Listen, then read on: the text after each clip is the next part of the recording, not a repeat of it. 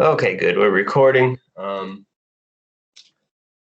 Let's get this show on the road. I have my cool drawing tool that I cannot use on these slides. I'm super frustrated about it. That's why I'm posting this so late, is I've probably spent the last hour trying to get Microsoft PowerPoint to work, but of course it doesn't because PowerPoint sucks. So anyways, we're just going to keep going. We've got the spread of Islam in Africa. Today, the objective is to identify and analyze the spread of Islam throughout the African continent. We're mostly going to talk about how it affected the kingdoms that we've kind of studied, the kingdom of Aksum in Ethiopia, the empires of Ghana, Mali, and Songhai. They were kind of all in sort of the same region. Mali kind of took over for the Emperor of Ghana and so on and so forth. Yeah, I might as well just do the laser pointer. I was going to draw all over this, but we can't because PowerPoint sucks, like I said earlier. So down here we have the Swahili coast. That is another thing we talked about was Swahili people and their identity. So they're important to the spread of Islam as well, but they're not in this map. I was going to draw them in, but PowerPoint sucks. So we're going on. How Islam spreads to West Africa. So West Africa, obviously, being this little area here where we have Ghana, Mali, and the Songhai empires. A lot of Africa's population is concentrated right there in that region. So there's a lot of empires there in that region, obviously. So we got following the conquests of North Africa by Arab Muslims, so people from Arabia, in the 7th century, so that would have been the 600s. Islam spread throughout West Africa via merchants, traders, scholars, and missionaries. So it wasn't spread by the sword. There was no crusade or war or anything like that. Islam just kind of slowly moved into Africa,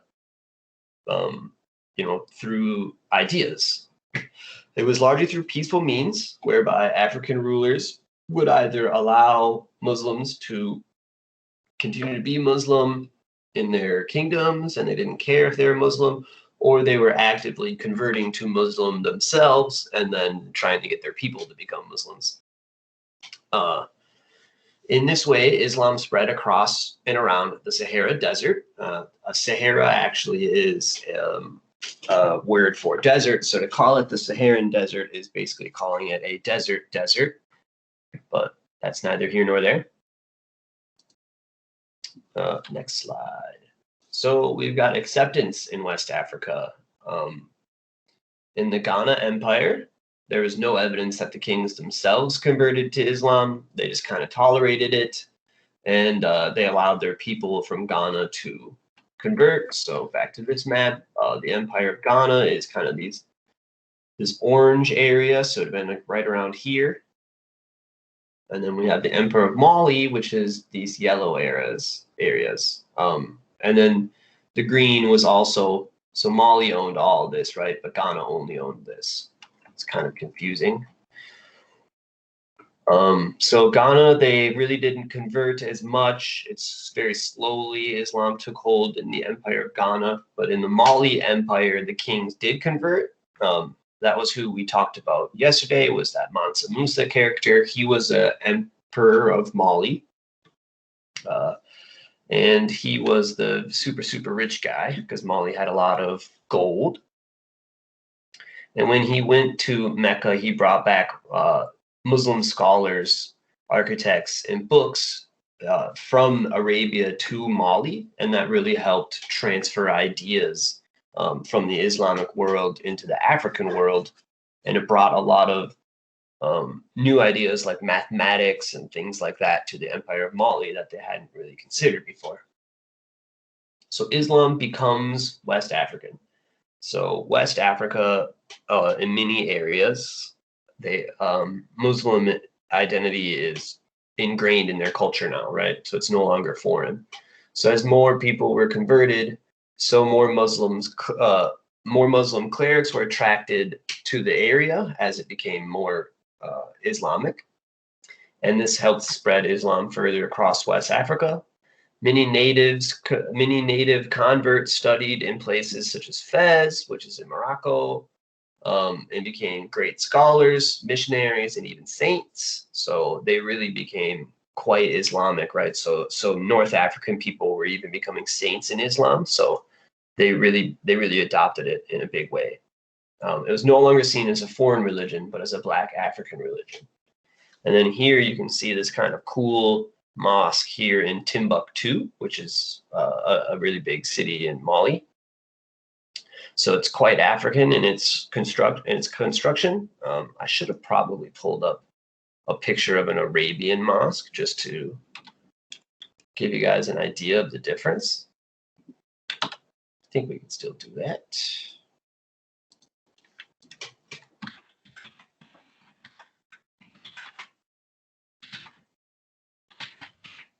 So we'll look at like, oh, well, Mecca's got that really crazy one. So we'll just do something like in Baghdad. That's quite Arabic.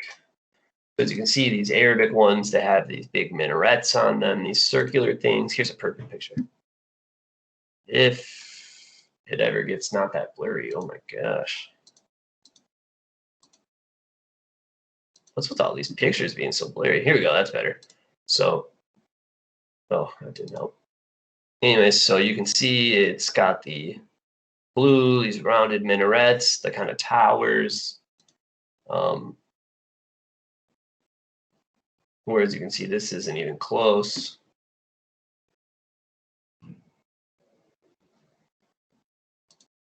There we go, perfect. So it's quite different. So here's a cool little map about a map of the spread of Islam in Africa, how it starts. So it comes in through this little Sinai Peninsula, it's called. So the Egyptians are the first people where Islamic ideas come in. It goes down to Sudan, which we call Nubia. Here, let's get that laser pointer out. So Aksum. So here is where we've got Ethiopia. So Islam spreads down there, but it also spreads over here to like Morocco, Tunisia, some countries we didn't really learn about. For the most part, they've stayed, under Roman rule for a long time. These are Roman provinces, but now that Rome has collapsed, they kind of self-ruled, and then they become Muslim over time, and moves from North Africa down, and then we get into, this is like where Ghana and Mali are. Well, this is the big Saharan Desert, but those West African kingdoms would be down here, and it gets to the Swahili coast, which is what we'll talk about, where Swahili people come from. For there, it comes largely by traders moving around on the Indian Ocean up in this area. So it's not even necessarily from like Sudan where they get their ideas from. They get them from the Arabs down here. So the Swahili coast gets a really Arabic identity compared to a lot of other Islamic Africans. So anyways, that's cool, Matt. Islam in East Africa. The religion arrived in East Africa when Arab traders crossed the Red Sea, and then they settle along the Swahili coast. So there's a little bit more military campaigns here because there's already Christians that have been established, and the Christians don't want to be Muslim, obviously. So they fight a relatively, they fight relatively often over there. Let's see, how far are we getting along in this? Violence wasn't the norm. So nevertheless, for 600 years, Islam spread largely peacefully throughout Africa. It's mostly trade connections to the Muslim world that spread the ideas. I just got a little note in here. It's worth noting that to start with the spread of Islam in Africa was much more than passing on an adaptation of religious ideas. It kind of changed life, right? So Islam is a comprehensive way of life. And once you become Islamic, you change your entire life. You don't just change your belief system. And so many African rulers and elites were ready to adopt this foreign religion because it brought with them advantages of governance and wealth. It helped. Let's see where we're at. 10 minutes. And we've got only 5 slides to go. Okay, so it's going to get a little bit long today, but we're gonna get through this. So we've got Islam's not only a religion, it's a comprehensive way of life, and that it changes the economic, political, and legal culture of civilizations. So it had a major impact on all of these civilizations we're studying. Yeah, so Islam faced stiff competition from Christianity, which was already well established in this kingdom of Aksum, which is in modern day Ethiopia, kind of borders Somalia. So we've got entrenched Nubian and Axiom Christianity, and they keep fighting. They fight off Muslim interventions until the Sultan of Egypt invades. So the Egyptians come down and invade, and they turn most of the area into Islam, except for a small area in this little area, Aksum, and that remains Christian to this day. And so we have the Swahili coast, which is this little drawing here. Oh shoot, I need my laser pointer, not this thing. So this is the Swahili coast. It's Mozambique, Tanzania, Kenya, Somalia, Madagascar. So all of this area is where you get that Swahili culture. Islam had a lot of success on the Swahili coast. There was no resistance. There wasn't any Christians to fight against them. And they adopted it more readily than in West Africa because they were closer, basically. So Muslim traders from Arabia and Egypt, they began to permanently settle in towns. So it was almost like a quasi colonization of the area where Arabs began living in large numbers here, which we didn't see in West Africa. And so that creates this sort of Arabic African mixed culture that we know as Swahili.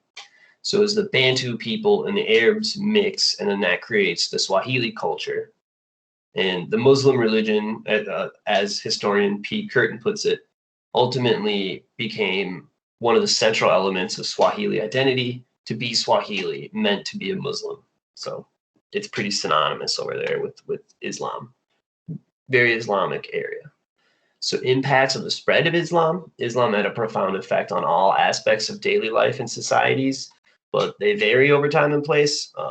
Obviously, it didn't affect areas the same. The Christians resisted it and fought Islam, so it obviously had a different impact in their cultures than versus the cultures that accepted it readily. Women and men, their roles changed. In a lot of African communities, women had more equal status with men, where once Muslim laws kind of set in place throughout their cultures, women lost a lot of their rights and their equal status.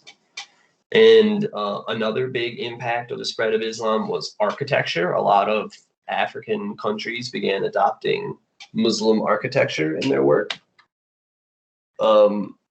There were several technological innovations that came with Islam, like writing, numbers, mathematics, measurements, and weights, which the impact of those things really can't be overstated.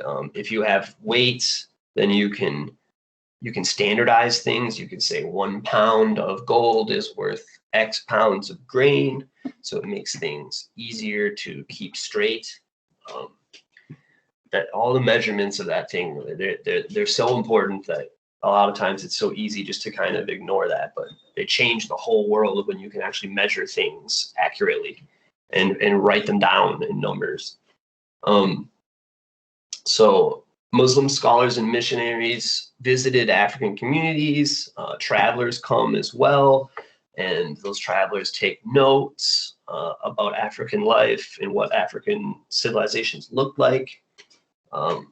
So the artifacts that they took and the notes that they took have helped enormously in the field of history for us to be able to reconstruct these ancient African civilizations, because as we talked about earlier, the European colonial period they made every attempt to wipe out African history and destroy any any kind of ideas of African greatness. And so these travelers taking these notes and taking these artifacts really helped keep that alive. So anyways, sorry about the really long presentation, but I figured it was important that you guys know a lot, because I'm going to ask a lot from you here, is using information gathered throughout this presentation. So you may have to go back and look through slides, which I'll post the slides separate from the video. Write a paragraph, so 3 to 5 sentences, full sentences. A lot of you guys seem to struggle with what a full sentence is. A full sentence has a beginning, a middle, and an end, right? You have to make a point. It has to have an action in it. So I expect that. And I want you guys to write about how and why Islam spread throughout Africa. And then you can also include some of the impacts that it had on indigenous African cultures. So it really should be pretty easy to pull 3 to 5 sentences out of what I've given you and synthesize it together into a working paragraph. If you guys need any support, I'm more than happy to help. Anyways, that's all I've got for you. So have a great day. Peace out.